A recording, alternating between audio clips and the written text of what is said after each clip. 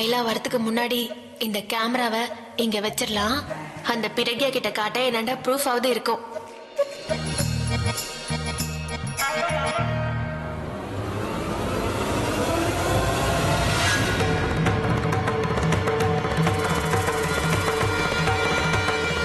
Good job.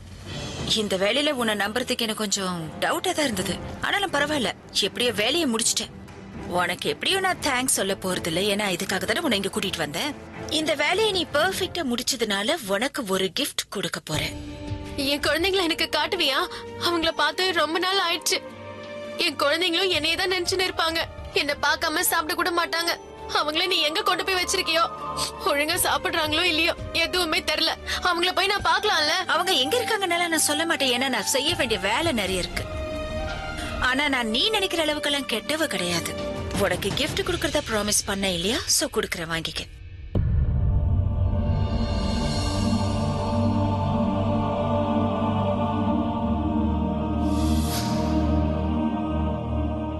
எப்படி இருக்குது? ரொம்ப நல்லா இருக்கு, சூப்பரா இருக்கு. இது உன் குழந்தைங்களோட போட்டோ, இன்னைக்கு எடுத்த போட்டோ. பாரு எவ்வளவு சந்தோஷமா இருக்காங்க, ஜாலியா இருக்காங்க, ஹெல்தியா இருக்காங்க. இது எல்லாமே நான் சொல்ற வேலையை நீ செஞ்சு முடிக்கிற வரைக்கும். நான் சொல்ற வேலையை நீ ஒழுங்கா செஞ்சு முடிச்சினா நான் உன் குழந்தைங்களுக்கு எந்த ப்ராப்ளமும் கொடுக்க மாட்டேன்.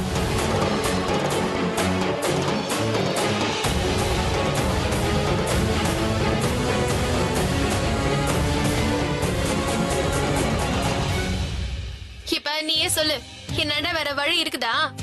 நான் என்ன பண்ணுவேன்? அந்த 2 பேய்களும் என்ன வற்புறுத்துறாளுங்க.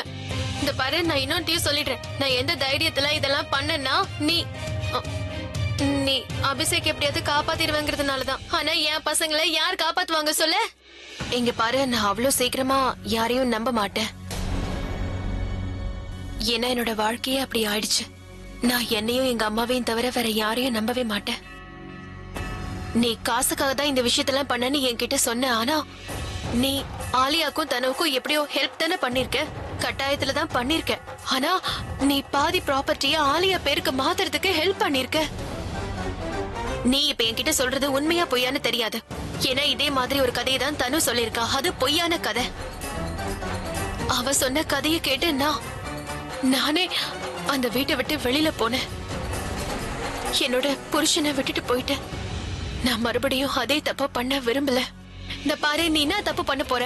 நான் அந்த தனு மாதிரி கிடையாது. இந்த பாரு, நான் கையெடுத்து கும்பிட்டு கேட்டுக்கிறேன். நான் தான் உன்ன சொல்றேன்ல, நான் போய் சொல்லலன்னு. நான் சொல்றத தயவு செஞ்சு புரிஞ்சுக்க. நான் காசுக்காக இதெல்லாம் பண்ணல, என் குழந்தைங்களுக்காக தான்.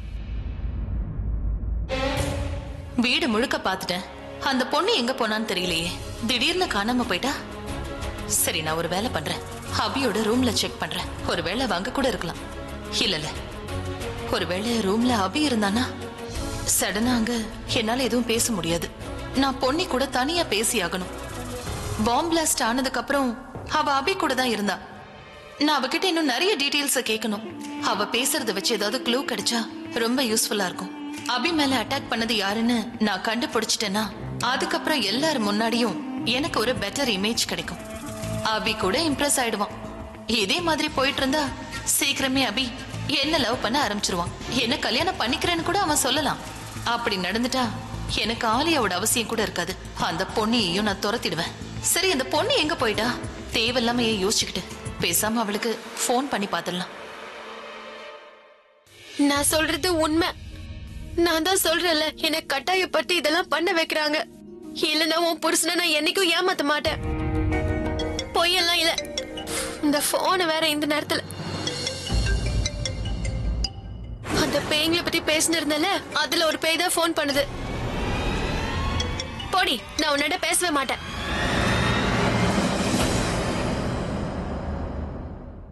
ரோட்ல வித்த காட்டிக்கிட்டு இருந்தவ என்னோட கொலையை கட் பண்றாளா இவள? ஸ்விட்ச் ஆஃபா? இவ கதையை நான் முடிக்கிறேன் பாரு. உன்னை என்கிட்ட இருந்து ஆலிய கூட காப்பாத்த முடியாது.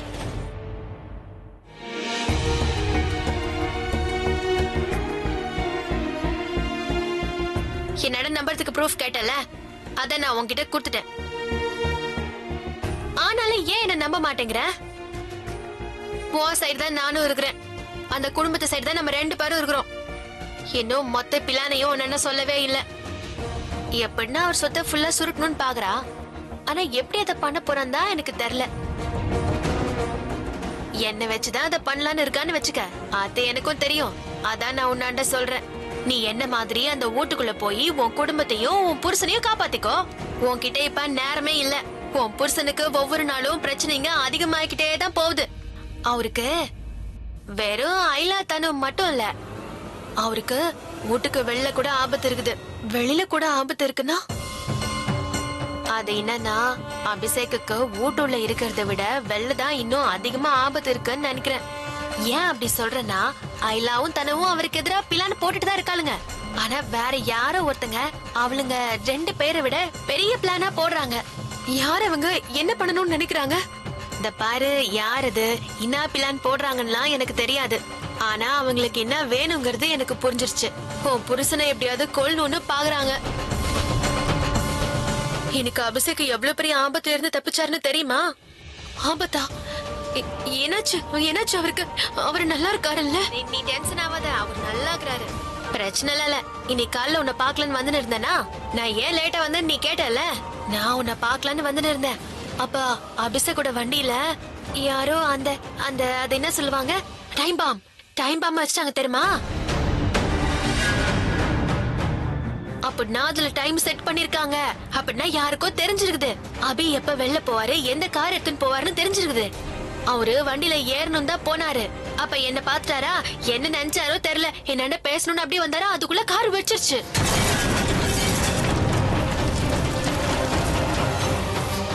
அந்த கடவுள் புண்ணியத்துல வண்டி பக்கத்துல அவர் இல்ல.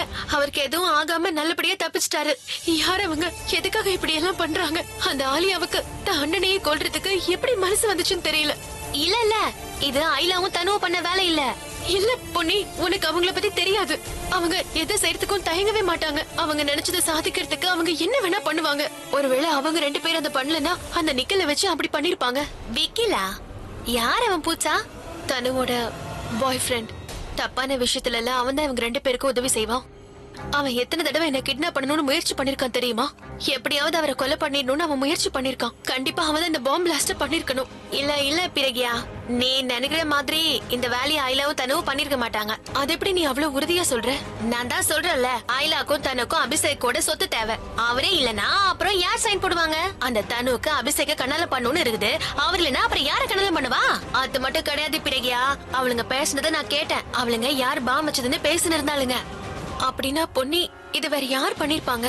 அவருக்கு வெளியில யார் எதிரிங்க இருக்க முடியும்? அவர் யாருக்கும் எந்த துரோகமும் பண்ணலையே. பாரு, நான் சொல்றத கேளு. ஒரு ஆளு எவ்வளவு பெரியவனா இருக்கிறானோ அவனோட எதிரியும் அவ்வளவு பெரியவனா தான் இருப்பான்.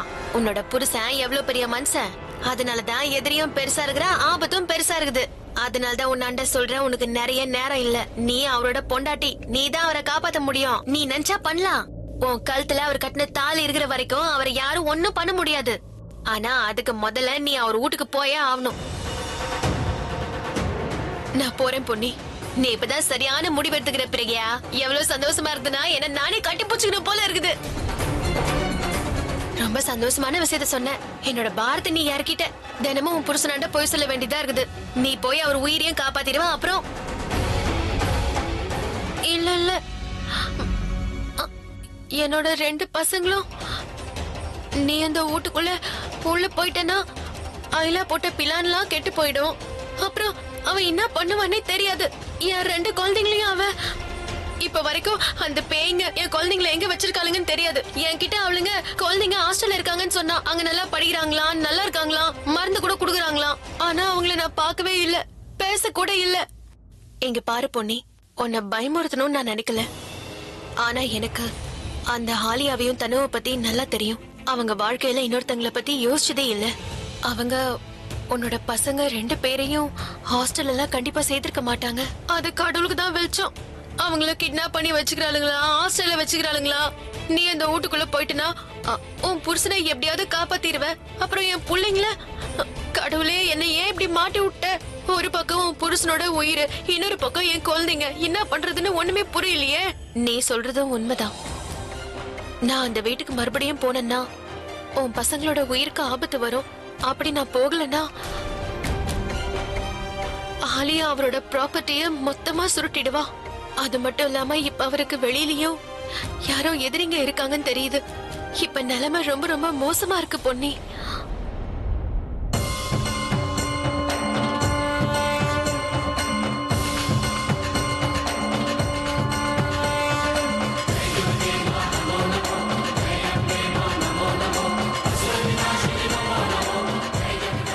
அம்மா, இப்ப நீங்க தான் எங்க 2 பேருக்கும் ஏதாவது ஒரு வழிய காட்டணும்.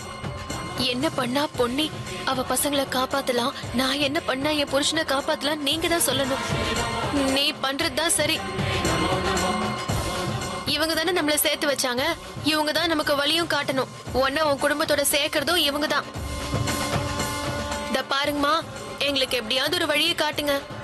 எல்லாத்தையும் நீங்க தான் சரி பண்ணணும். எங்க 2 பேருக்கும் ஒரே மாதிரி உருவத்தை கொடுத்து எந்த நிலைமைக்கு கொண்டு வந்தீங்களோ அந்த நிலைமையில இருந்து நீங்க தான் எங்களை காப்பாத்தி கொண்டு வரணுமா. தயவு செஞ்சு எனக்கு நல்ல வழியை காட்டுமா.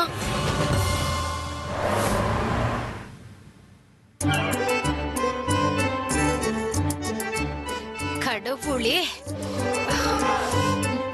இந்த பாட்டையும் இந்து பாட்டியும் இவங்க 2 பேரும் ஒன்னா சேர்ந்தாங்கன்னா ஆலியா தனுவை விட என் நிலைமை மோசமாக்கிடுவாங்க.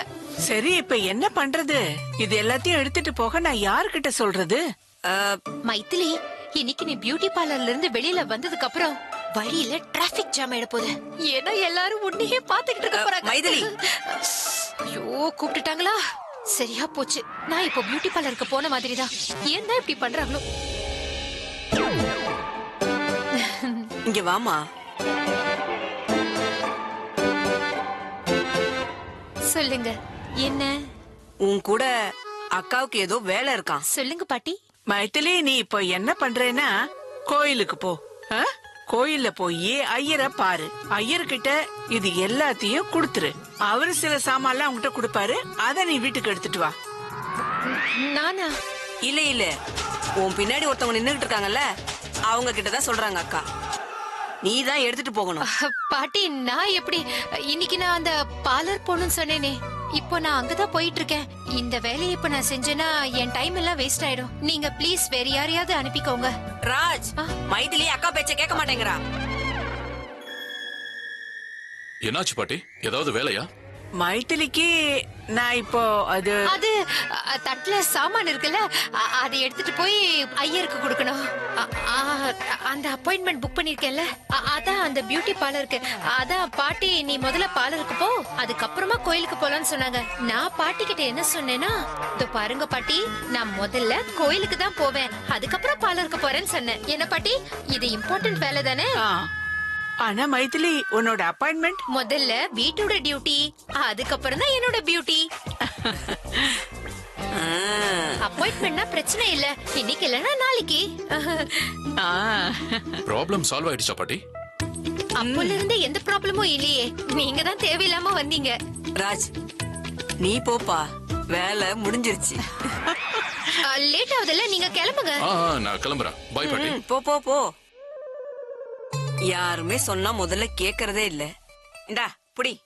உனக்கு அப்பப்ப கீ கொடுத்துக்கிட்டே இருக்கணும். மரியாதையா இதை எடுத்துட்டு போய் கோயில்ல குடுக்கறத இங்க எடுத்துட்டு வா. என்ன இதெல்லாம் ரொம்ப ஓவரு.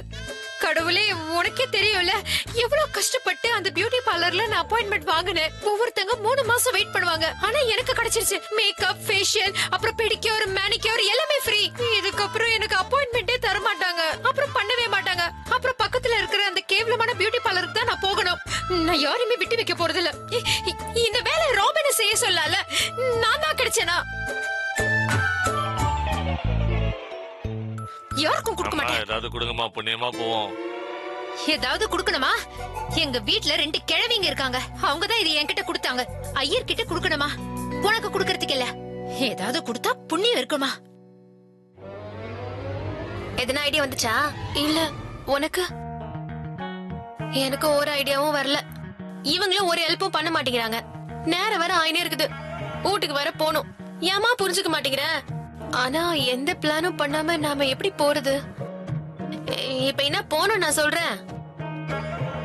ஏதாவது ஒரு பிளான போட்டுதான் ஆகணும். உனக்கு உன்னோட குடும்பம் திரும்ப கிடைக்கணும், எனக்கு என்னோட பசங்க. நானும் அத பத்தி தான் யோசிக்கிறேன். ஆனா என்ன பிளான் போட்டு நாம இதெல்லாம் பண்ண போறோம்னு தெரியல. தயவு செஞ்சு ப்ளீஸ் நீங்க தான் ஒரு வழியை காட்டணும். ஆமாமா கரெக்ட். நீங்க குடுக்குற ஐடியா எப்படி இருக்கணும்னா ஒரே கல்லுல 2 மாங்காய் அடிக்கணும் அந்த மாதிரி இருக்கணுமா. எல்லாம் சீக்கிரம் சரியாகணும். அதுக்கு நீங்க தான் ஒரு வழி பண்ணணுமா.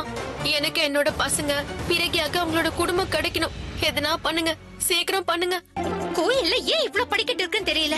எவ்வளவு படிக்கட்டு இருக்கோ அவ்வளவு பிச்சைக்காரங்க இருக்காங்க. அண்ணே டைம் என்னாச்சு? 12 மணிங்க. 12 மணி ஆயிடுச்சா? மைத்திலி 12 மணி ஆயிடுச்சு. அந்த பார்லர்ல அவ்வளவுதான். பாருங்க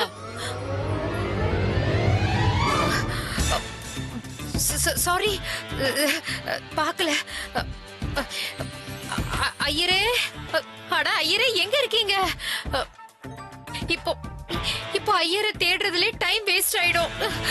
பார்லருக்கு போன மாதிரி தான் வீட்டுக்கு போய் வேலைக்காரி வேலை செய்யணும். மூளையில ஒரு ஐடியாவும் தோணவே மாட்டேங்குது. எவ்வளவு நேரம் இங்கேயே நிக்கிறது. அந்த வெள்ளை பேயோட போனையும் கட் பண்ணி தொலைச்சிட்டேன். அவ வீட்ல கோத்துல பேயாட்டம் ஆடி நிற்பா. இந்த பாட்டியையும் இந்த பாட்டியும் நான் அப்புறமா வச்சுக்கிறேன்.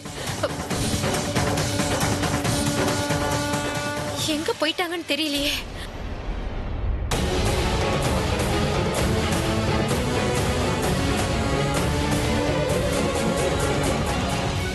இது பிரக்யா தானே? சரி கூப்பிட்டு பாக்குறேன். பிரக்யா,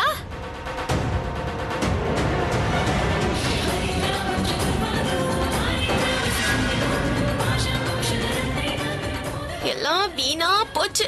ஆரம்பமாட்டுக்கு முன்னாடியே எல்லாம் முடிஞ்சு போச்சு. எல்லாம் தலை எழுத்து. நீ நீ இங்க கோயில்ல? இங்க வா.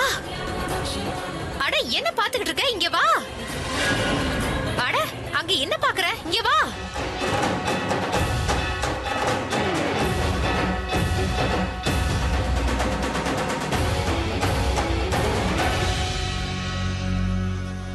என்னாச்சு? ஏன் இப்படி என்ன பாத்துக்கிட்டு இருக்க? என்னமோ என்ன ரொம்ப நாள் கழிச்சு பாக்குற மாதிரி பாக்குற. உன் கண்ணை எதுக்கு இவ்வளவு பெருசு பெருசா ஆக்கி என்ன பாக்குற? ஏதாவது பேச. வீட்ல உன்னாலதான் நான் ஒளிஞ்சு ஒளிஞ்சு வாழ வேண்டியதா போச்சு. இங்க இங்க நீ வாயே திறக்க மாட்டேங்கிற. அம்மனை கும்பிட வந்திருக்கியா? ஏதாவது பேசு. எனக்கு புரிஞ்சிச்சு. நம்ம 2 பேரும் ஒரு டீல் போட்டுக்கிட்டோமே. என்ன யோசிக்கிற? நான் உன்னை தங்கச்சின்னு கூப்பிடுவேன்னு சொன்னேனே. நீ என்ன ஒண்ணு பண்ண மாட்டேன்னு சொன்னியே. பாட்டி உன்னை அனுப்புனாங்களா என்ன? அட நீ அங்க என்ன பாத்துட்டு இருக்க? நான் சொல்றத கேளு. நீயா இங்க வந்தியா இல்ல உன்னை பாட்டி அனுப்பிச்சாங்களா? ஒருவேளை பாட்டி உன்னை அனுப்புனாங்கன்னா என்ன எதுக்கு இங்க அனுப்புனாங்க? பிரக்யா, எனக்கு எதிரா வீட்ல என்னமோ நடக்குதுன்னு எனக்கு தோணுது. பிரக்யா, உனக்கு ஒரு விஷயம் தெரியுமா? ரொம்ப கஷ்டப்பட்டு அந்த பியூட்டி பார்லர்ல நான் அப்பாயின்மெண்ட் வாங்கினேன். மேக்கப், ஃபேஷியல் எல்லாம் பண்ணிக்கலாம் நினைச்சேன். பெடிக்யூர், மேனிக்யூர் ஃப்ரீயா. நான் சொல்றேன்ல, எனக்கு எதிரா ஏதோ சதி நடக்குது. எனக்கு தங்கச்சி இல்ல, அதனால இந்த சதியில இருந்து நீ என்ன காப்பாத்தணும். என் சைடுல நீ நிக்கணும். நிப்பல? சரி அதெல்லாம் விடு. இது இந்த பிரசாதத்தெல்லாம் அவர்கிட்ட குடுக்கணும்னு சொன்னாங்க. ஆனா நீ என்ன பண்றனா, முதல்ல இத புடிய. இத நீ ஐயர்கிட்ட கொடு. அபியோட பாட்டி கொடுத்தாங்கன்னு சொல்லு. அடுத்து என்ன பண்ணணும்னு அவருக்கே தெரியும். நான் இப்போ சீக்கிரமா கிளம்புறேன். இன்னைக்குள்ள ஏதாவது ஒரு அப்பாயின்மெண்ட் கிடைக்குதான்னு பாக்குறேன். தங்கச்சி, இதை ஞாபகம் வச்சுக்கோமா. இத நான் வழியில சாப்பிட்டுக்கிறேன். பாய், வீட்ல சந்திப்போம்.